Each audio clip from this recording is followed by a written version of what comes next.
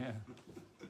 So, continuing Peichet 88 in the bottom, we'll learn on the time. It's like, so we asked a question, Shizri asked a question saying, why are you prohibiting pouring water if we're doing it all the time? What's the difference between this and regular waste that goes into a cesspool or a septic system, goes into a public domain from a private domain? So the Gemara answer is on a time. What does it mean?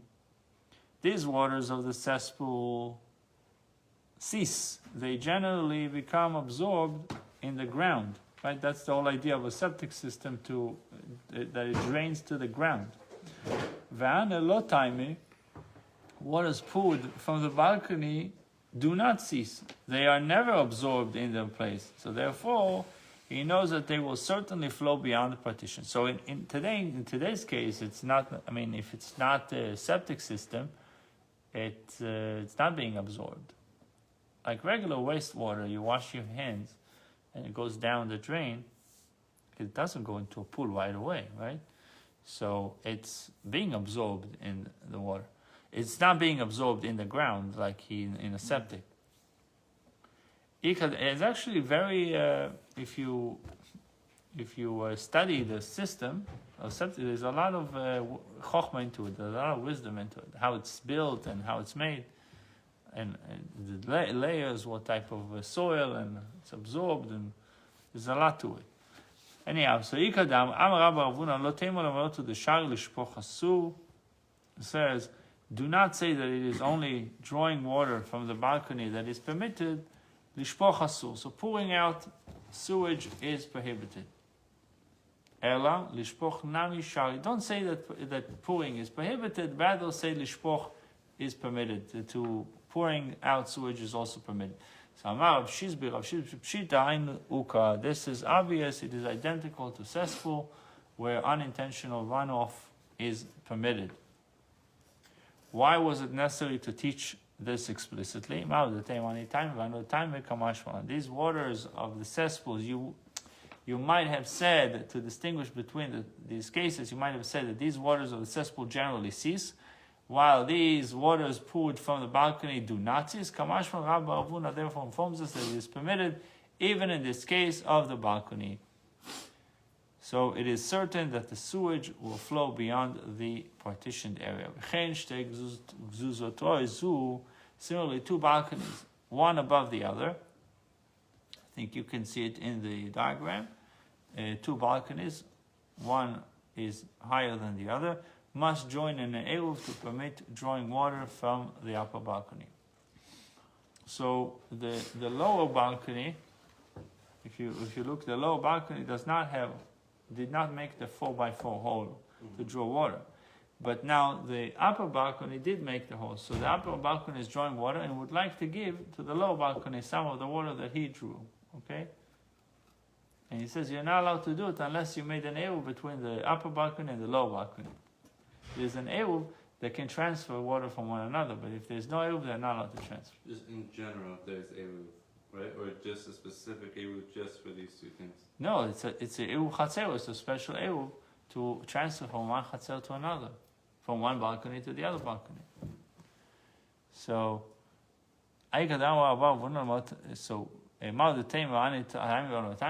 okay, so what is the case of two balconies? They only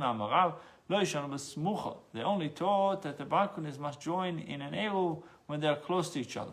But when they are distant from one another, the upper balcony is permitted to draw water even if no eruv has been made. And Rav, so it's even more than this. It says that if you have two balconies, according to the opinion we just learned before,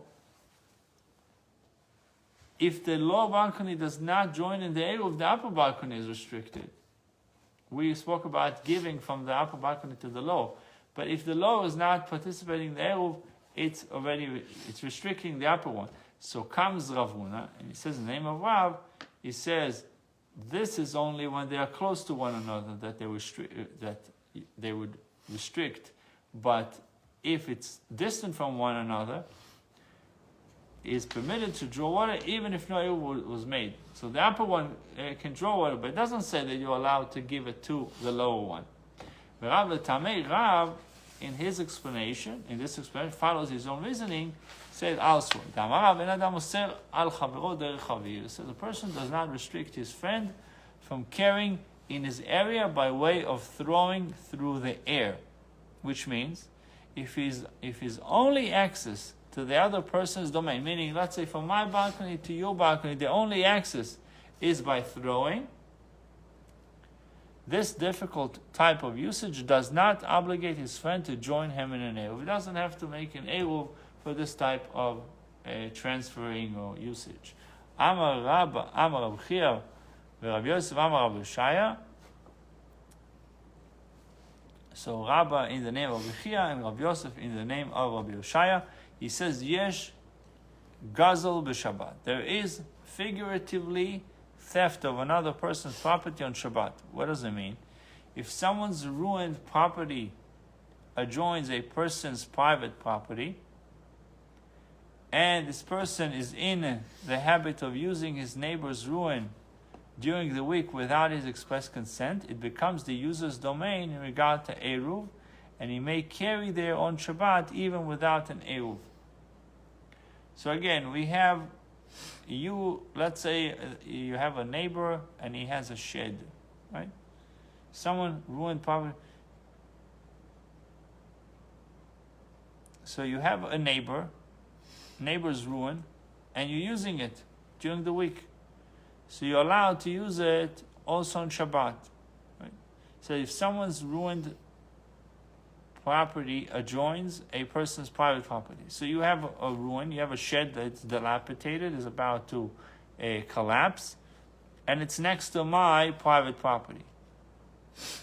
And I have the habit of using my neighbor's shed, my neighbor's ruin during the week, without his express consent.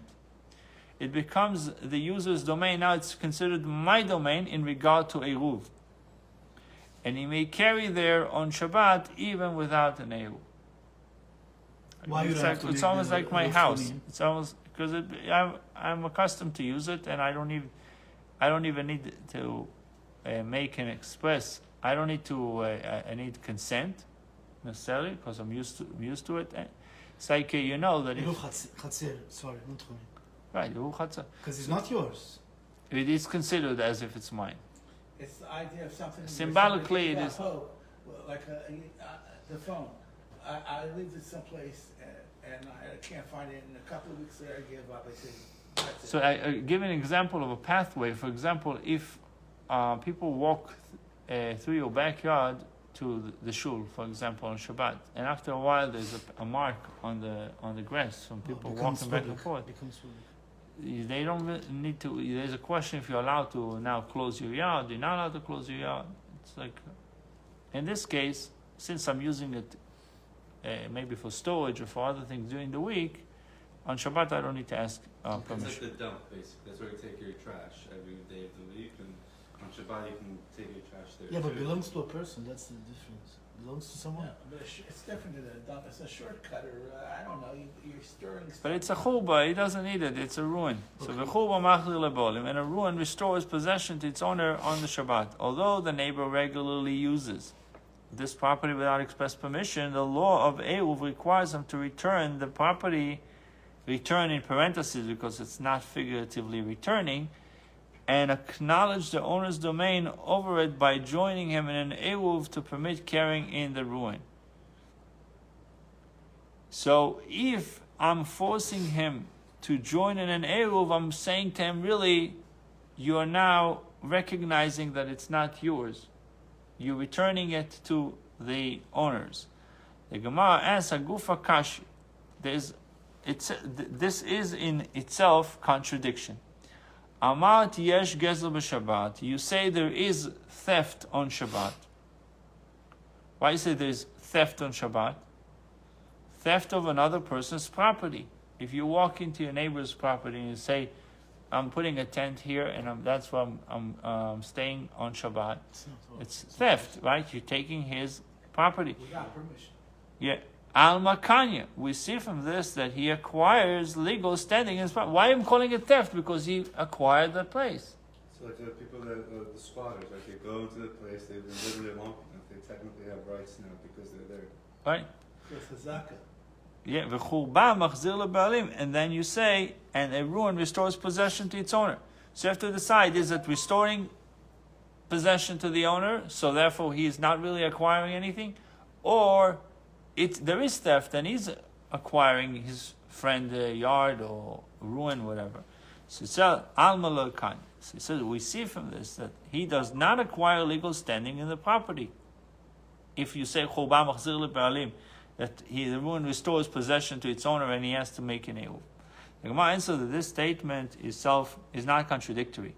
The law of theft applies on the Shabbat. A property used without the owner's express consent must be returned to its owner for the Shabbat, as is the law for any theft. Ketzad. How so? Churba machzir leba'alim, for a ruin restores possession to its owner. Dominion gained by unauthorized use of a property has no bearing on its eruv status. Meaning, just because you stole it, and you might even have control over this area, does not have any bearing when it comes to eruv. Still have to make an eruv. So he writes in 13, this is an analogy to the laws for stolen property. Just as stolen property must be returned to its owner, so too dominion, meaning control over the ruined property, is forcibly returned to its owner on the Shabbat. By the Shabbat law requiring an eruv. So the returning is being done by the fact that you have to make an eruv. Why do you have to make an eruv? Because it's not yours. Which like you said, if I told you Eruv that Chatzir? you want to transfer from your house to my ruin on Shabbat, just because you're doing it the whole week, he says you have to make an eruv because it's not yours. Eruv Chatzir with me together? Yeah, eruv chatzirot. So you don't have permission to do that without Eruv? It shows that the ownership goes back, the possession goes back to the original owner, like the Shemitah. It says the seventh year. You have to give back by the Shemitah, everything cancels off, or in the Yovel, the land goes back to the original owner. So. And they're forced to communicate, right? So let's say they haven't talked to each other all week. If he's going to try to build an eruv, he has to talk to him. Build an eruv over here means most likely placing food, eruv chatzirot, because taking from the fact that both have access to it, they need to participate in the eruv. Yeah. Which forces a communication. It forces them to have a face-to-face or something. Even if they didn't talk all week, now at least they. But if he tells them, hey, you can use the eruv, or you can use my ruin, it also shows ownership. The fact that he says you can use my eruv, my ruin, that shows that it's his, and he's letting you use it. So you have to have an eruv in order to use something, in order to get into a property that it's not yours. Or in order to have access, to be allowed to carry into a yard that has a common use, has access to other people. We challenge our discussion about a ruling of our Mishnah. Remember, when we say Eruv Chatzirot, let's say 10 people have access to one yard, and they have to make an Eruv in order for everyone to carry into the Chatzer, from the Chatzer to their houses, or from one house to the other. Really what we're doing with the Eruv Chatzirot, we're saying that everybody lives in one house. Symbolically, they live in one house. And they all it's really a yard of one person. It's a Reshut HaYachid. We're turning the Chatzer to be Reshut HaYachid. Which before that it wasn't per se Reshut HaYachid because 10 people had access to it. So in doing Eruv Chatzirot with the ruin, it's the same idea. It's turning the ruin to be now really belongs to everybody, that they can transfer into their and out of there. Amar Rabbi Menashe Amitay, we challenge our discussion above from the ruling of our Mishnah. Similarly, two balconies, one above the other, must join in an eruv to permit drawing water from the upper balcony. If you say that the law of Gezel applies on Shabbat, requiring a thief to return what he has taken, why are they, the residents of the upper balcony, prohibited from using their own balcony? It shows that they have complete ownership of their balcony. It says in 14, the Gemara understand the Mishnah to be speaking of a case where the resident of the lower balcony regularly used the upper balcony. However, they had no express right to do so. It's the same like at the ruin. The lower balcony is using the upper one, and they didn't really have permission. But they got accustomed to do that. It is akin to a case of theft, where the theft effective, the resident of the lower balcony who regularly used the upper balcony during the week would obligate the resident of the upper balcony to join with them in an eruv, even though the use of the upper balcony is unsanctioned. This contradicts Rav's ruling that a thief must relinquish his dominion over the stolen property rights for the Shabbat, in which case the upper balcony should not have required an eruv. So it's both. It could literally be both. Yeah. So Amar Rav Sheshet said,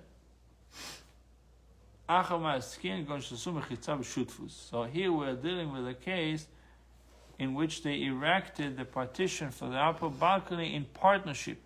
The residents of both houses contributed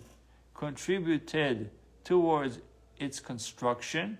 Therefore, the upper balcony is legally usable by both, and an eruv is required. So they built together mechitza. That's already another story. They both contributed. Therefore, the upper balcony is legally usable by both. If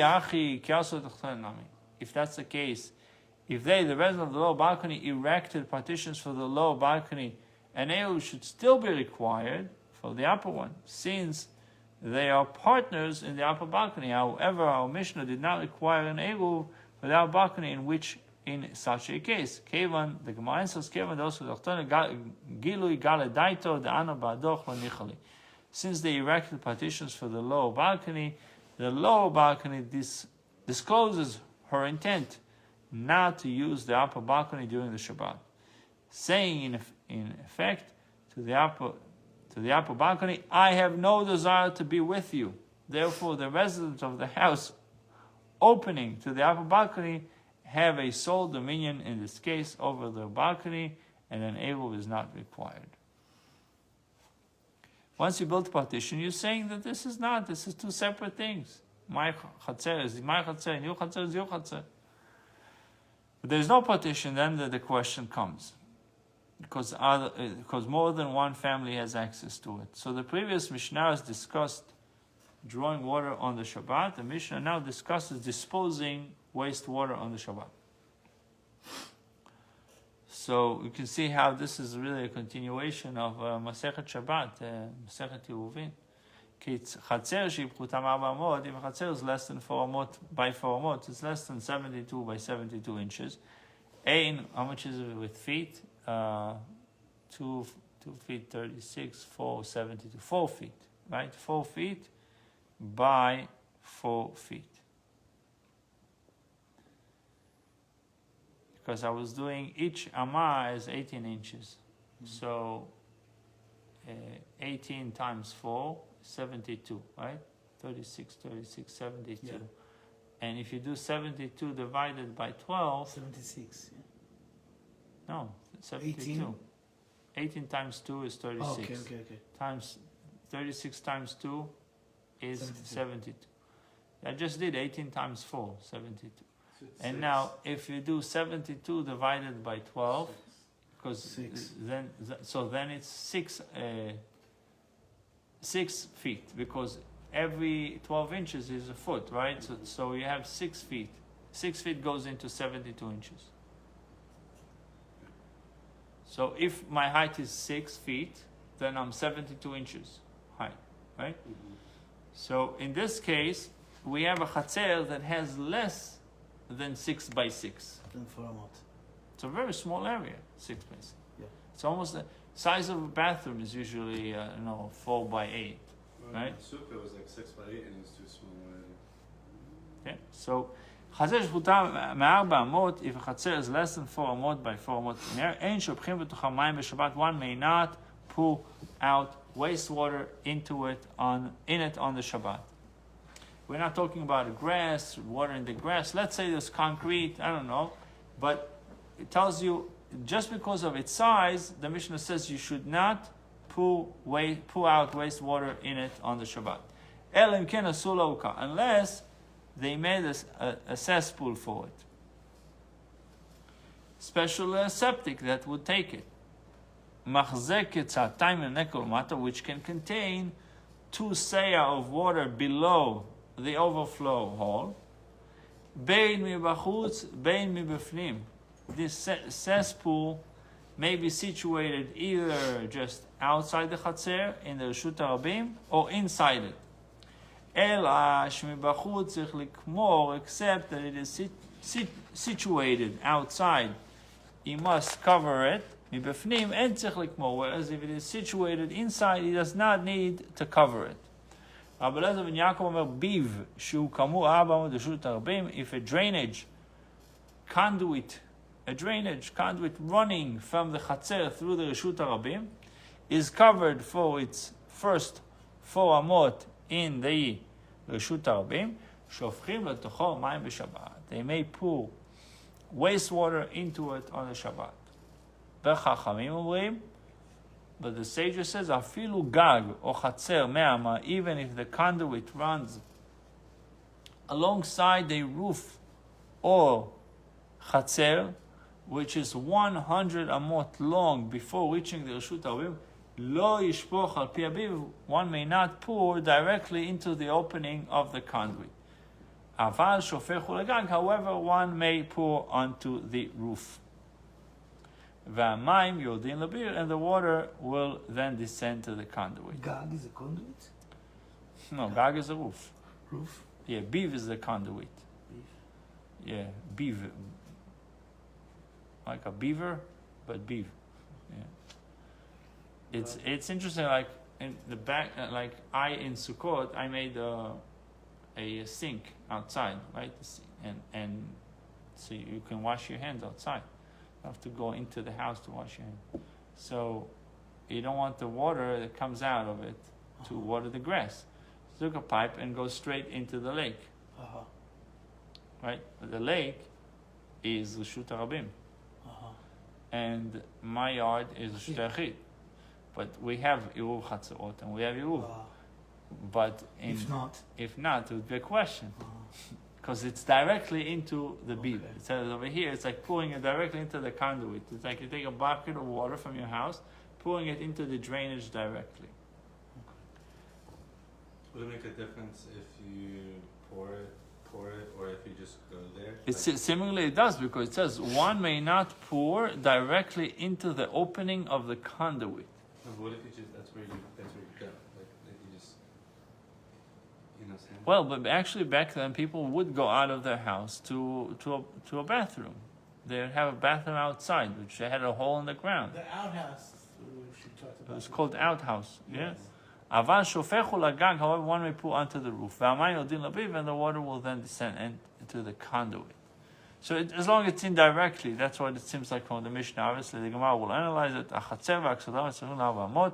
Chatzer and adjoining portico. You know what portico is? Portico. It's like this. If it was outside, this like this. I think it's like a porch. You ever seen a carport? A carport? Like the White House. It's pillars, like. Yeah, so it's like just a roof without walls. So you have an area. So it says White House. There's some houses that they have, and you walk out. Yeah, it's just a structure, a roof without pillars. Mm-hmm. Okay. Like a chuppah. Here. Yeah. Mm-hmm. Yeah. Thank you. these are porticos, right? Yeah. Okay, so a chatzer and an adjoining portico combined to the total of 4 amot. V'chen similarly, shte dyutaot zo keneged zo, 2 upper stories are opposite each other, 2 upper stories opposite each other, with a chatzer of less than 4 amot below, so that it is necessary to make a cesspool to permit pouring water into the chatzer. Miktzatan asuka, miktzatan lo asuka. Some of the residents made a cesspool in the chatzer to contain their water. Umiktzatan lo asuka, and some of them did not make a cesspool. Echa asuka mutarin. The resident of the story that made a cesspool are permitted to pour the water into the chatzer. But the resident of the story that did not make a cesspool are forbidden to pour the water into the chatzer. Ma'itama. So what is the reason that it is permitted to pour sewage into a chatzer of 4 amot, even without a cesspool? Which is interesting. Didn't we say in the Mishnah that you shouldn't do it? He said, unless there is a cesspool. So here it says, what is the reason that it is permitted to pour sewage into a chatzer or 4 amot even without a cesspool? Which is not what the Mishnah said. It says, let's see in 26, this is deduced from the first ruling of the Mishnah, which prohibited pouring water into the chatzer smaller than 4 amot without a cesspool. It implies that a chatzer or 4 amot is permitted. So he's saying, if it has 4 amot, it should. If it has less, you're not allowed to. So you have a house, a chatzer, small chatzer, less than we said 6 by 6 feet, and it says you're not allowed to. If it's less, if it's more, you're allowed to. So what's the difference? If it's now has 4 amot, then you should be allowed to.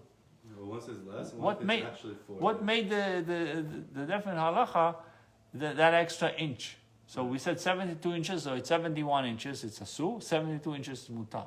The Gemara said, what's the difference? Why is it suddenly mutar? Just because you have an extra inch, that makes it okay? I think it's less than 4 by 4 amot. It's not a Reshut Yachid. So what is it? But it's yours. It might be your house, part of your house. I think the Mishnah says clearly chatzer.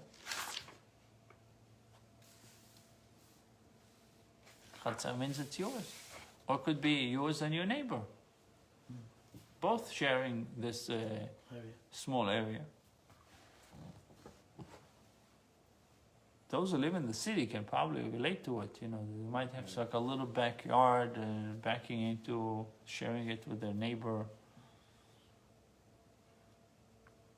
Oh, what are those houses? Again, there's buildings, right? That the outside, like it's on the 2nd floor, and it's kind of like a big balcony, but hallway, right? And you have all the houses that share this balcony / hallway, like outside. So Any building, hotel room, apartment buildings, they're all sharing a hallway.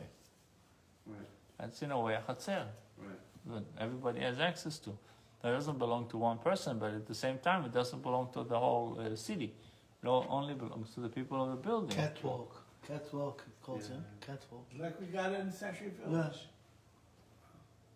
So the Gemara says, "Amar Rabba Pnei Shadam Asur Yistabek Satayim Mayim B'Chol Yom." A person, because a person typically uses 2 seah of water daily. Person will typically dispose of this amount of wastewater daily.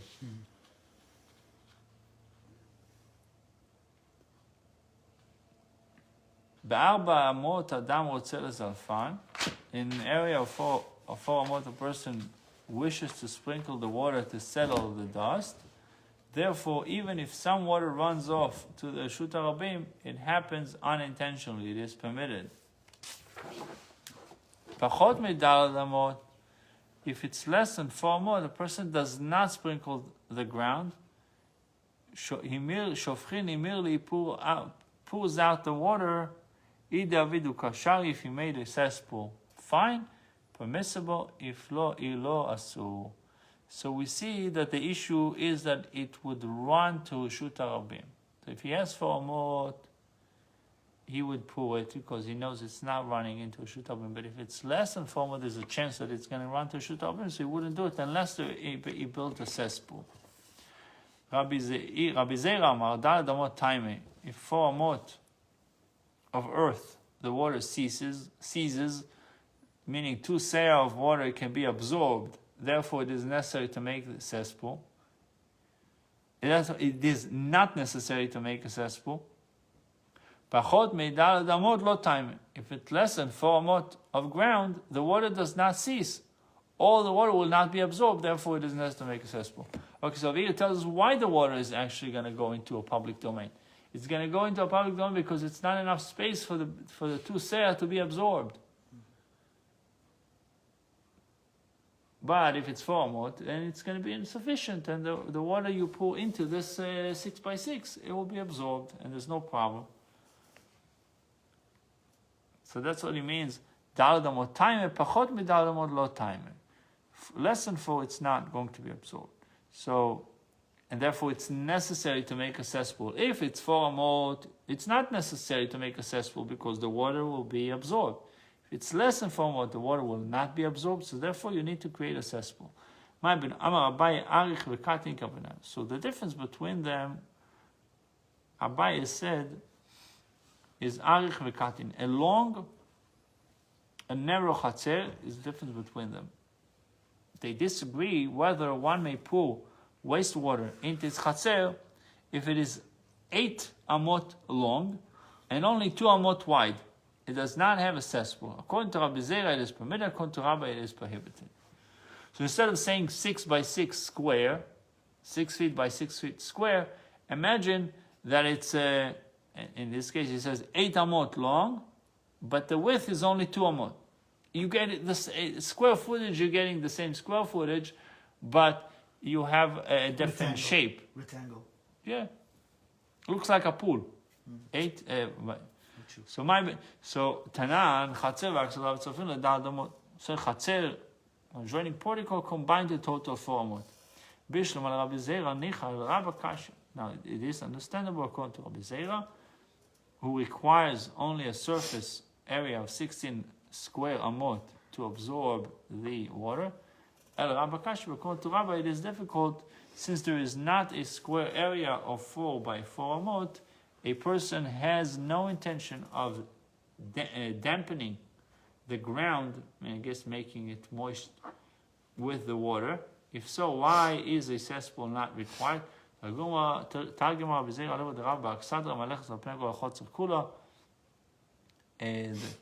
portico in the Mishnah refers to a portico which runs across the entire face of the chatzer. Both the chatzer and the portico are 4 amot long, and they're combined with equals for 4 amot. So their area is sufficiently large to accommodate uses that would require them to be sprinkled, and a cesspool is not required. And one attempts to prove the position of Rabbah from a Beit HaTashma, if a chatzer does not have 4 by 4, we're not pouring water into it on Shabbat. According to Rabbah, required such dimension regardless of the total area. It's fine. Rabbi Zera kasha, but according to Rabbi Zera, it is difficult since an area of 16 square amis can absorb the water.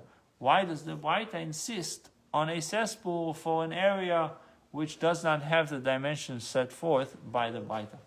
Amr Chazera, Amani Rabboni. Whose opinion is the opinion of the Rabbi? Umatnitin Rabbi Lezer ben Yaakov. Our Mishnah is according to the dissenting opinion of Rabbi Lezer ben Yaakov, who permits pouring sewage into a conduit if it can absorb the water. So therefore, Rabbi Zera have an explanation from the Mishnah's ruling, which indicates that an area need not have the dimensions of 4 by 4. Now, what forced Rabbi Zera to establish the Mishnah according to the opinion of Rabbi Lezer ben Yaakov? Why did he not explain that pouring sewage is only permitted if he intends to sprinkle the ground, following the opinion of the rabbis? The phraseology of the Mishnah was his difficulty.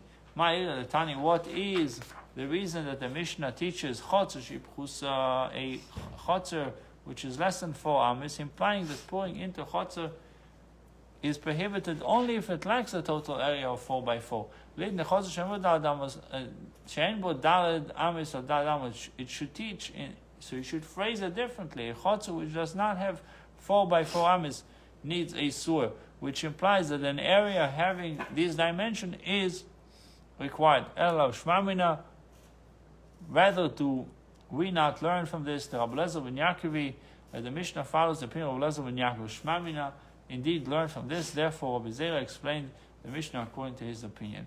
The Sefer Rabbi Lezer ben Yaakov, since the later clause follows the opinion of Rabbi Lezer ben Yaakov, cited the opinion of Rabbi Lezer ben Yaakov, the beginning of the Mishnah is not being stated by Rabbi Lezer ben Yaakov. Kula Rabbi Lezer ben Yaakov. So Gemara says actually the entire section of the Mishnah follows the opinion, is according to the opinion of Rabbi Lezer ben Yaakov. However, the Mishnah should be understood as if it is missing some words. This is what it teaches. Chotzer that is less than 4 amis, they may not pour water into it on the Shabbat. But if it has 4 amis, we are allowed to pour water into the chotzer regardless of its dimension. Rabbi Lezer ben Yaakov said, if a drainage conduit, if a drainage conduit is covered for 4 amis in the Reshus Harabim, it's covered for 4 amis in the Reshus Harabim, they may pour water into it on the Shabbat. Since Rabbi Lezer ben Yaakov permits covered conduit because it can absorb the water, he also permits any chotzer of 16 square amis regardless of its shape. Rabbi Lezer ben Yaakov, if a drainage conduit is covered, they may pour into it. The sages, however, permit only pouring onto the roof of other surface outside the conduit, from which the water will then drain into the conduit. In other words, the sages are telling us that it should not be done directly. Rabbi Lezer ben Yaakov said you can pour into it directly.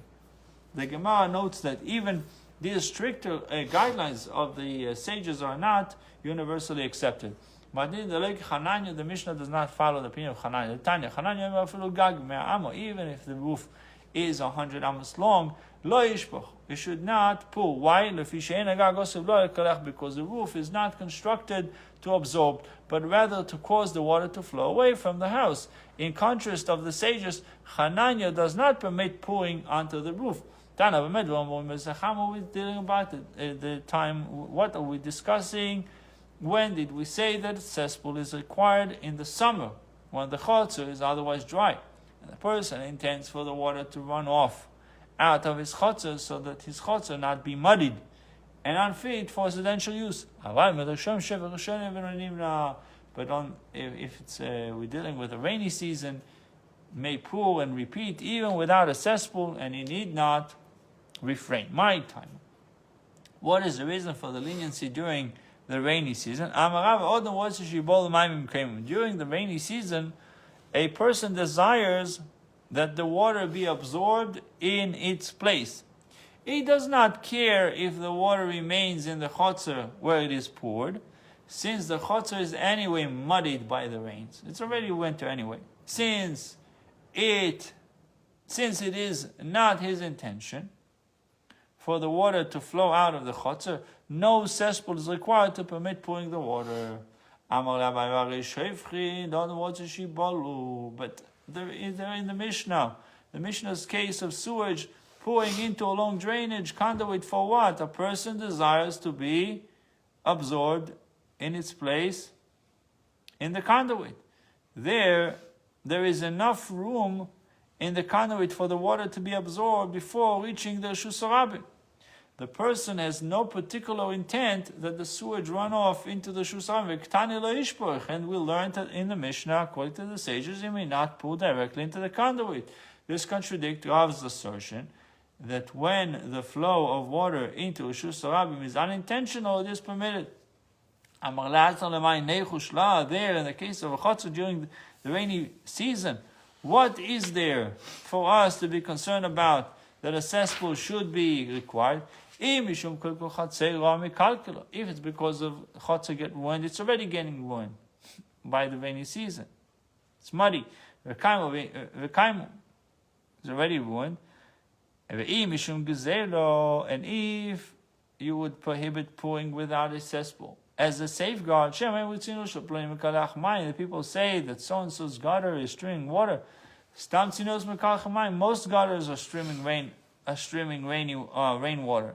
Therefore, someone observing the flow of water will not assume that a person has poured the water into the gutter.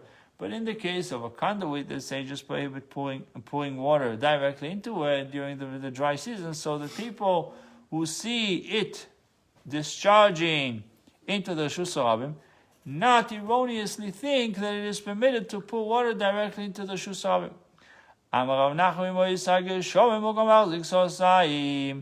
During the rainy season, if the cesspool can contain 2 seah, we allow him to pour 2 seah of water into the chotzer. If it can contain only seah, we allow him to pour seah. During the summer days, the cesspool contain 2 seah, we allow him to pour 2 seah of water. Depends on the capacity. Seah, but if it can contain only a seah, we do not allow him to pour any water at all. The Mishnah's requirement to have a cesspool with a capacity of at least 2 seah applies only in a dry season. But in the rainy season, a smaller cesspool will also allow pouring in the chotzer, but not only into its actual capacity. Only up to its actual capacity. You said not only. Yeah, but in the rainy season, a smaller cesspool will also allow pouring in the chotzer, but only up to its actual capacity. The Gemara says during the summer days, if a cesspool can contain a seah of water, we should allow him to pour seah of water, since this water can be contained in the cesspool, and any overflow is unintentional. Why is this not permitted? Maybe he will pour 2 seah instead of 1 seah. So you should be concerned with it also in the winter. The Gemara says also,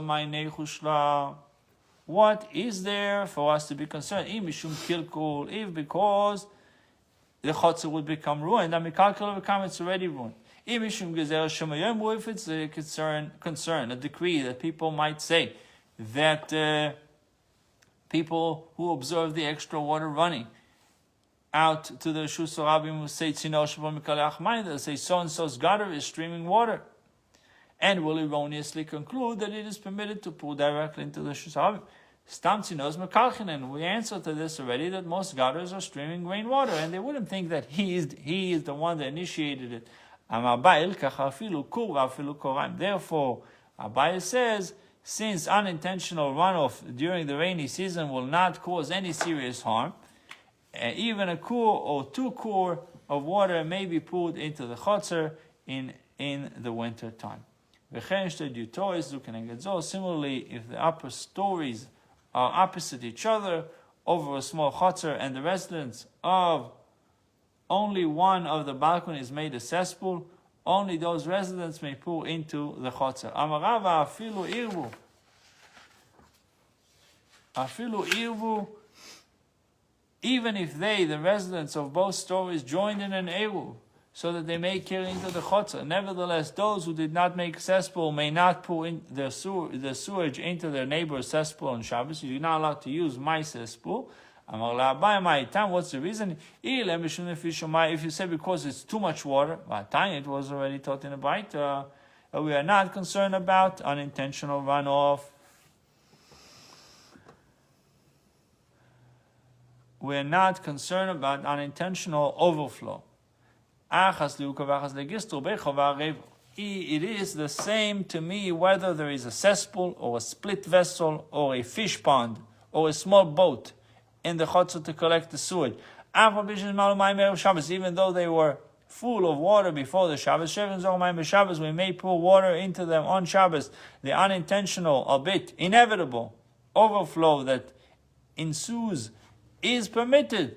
The Gemara accepted by his objection and suggests that Rava was misquoted. Elait ma'achid, rather, if something was said by Rava concerning Mishnah, this is what he said, and Amar Rava, lo yishanu shelo irbu, they did not teach in the Mishnah that those residents who did not make a cesspool are prohibited from pouring water into the chotzer, except when they did not join in an eruv with the resident who did make the cesspool. Since they may not carry into the chotzer, they may not pour water into the chotzer either. Aval eruv mutorim, but if they joined in the eruv, they are both permitted to pour water into the chotzer, since they may carry into the chotzer. V'chilo eruvu my time lo. And if they did not make an eruv, what is the reason that they may not put water into the neighbor's cesspool, even indirectly? So Rav Ashi said, this is a prohibited by rabbinic decree, lest they come to carry out some house utensils to the cesspool to spill the water there. Since this would violate the prohibition against carrying into unjoined chotzer, they are prohibited from even indirect transfer. So Adran Allah Keitzad Mishtatfin, we shall return to you Keitzad Mishtatfin. So with that we completed chapter 8. Tomorrow we'll start chapter 9. We're speaking about the roofs tomorrow. Kol Gagot. Kol Gagot is the chapter 9. Thank you. In Halacha it says, there's Amir al-Enochi, laws of Shabbos, what we're allowed to tell the goy and what we can't tell the goy. So it says one of the things, it says even on Friday, needless to say on Shabbat, we're talking about Friday, it is forbidden to tell a goy to go beyond the Shabbos limits on Shabbat to notify relatives of a deceased person so they should come to eulogize him. So, not allowed to tell a goy to go beyond the tchum, to notify someone else, a deceased person, that they should now come to you for eulogies. The rationale is that no prohibition may be suspended to enable a eulogy, as reflected by the law. Prohibiting using flutes brought on Shabbat from beyond the Shabbos boundaries for funeral service, which is interesting. What funeral service on Shabbat? 122 to be held after Shabbos. To be held after Shabbos. Yeah, so using so it says prohibiting using flutes brought on Shabbat from beyond the Shabbat boundaries for a funeral service, even if a non-Jew brings them on his own initiative, as will be explained in section 325. If, however, the illness of a person who is ailing takes a severe turn for the worse, and he fears that he may die, and therefore request that his relative be notified, so they will come to see him while he is still alive.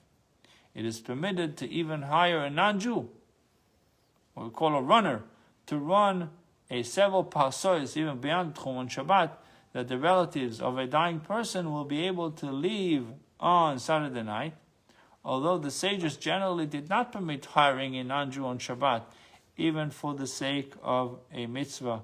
In this instance, it is permitted to so as to prevent the sick person from suffering anguish, should he desire not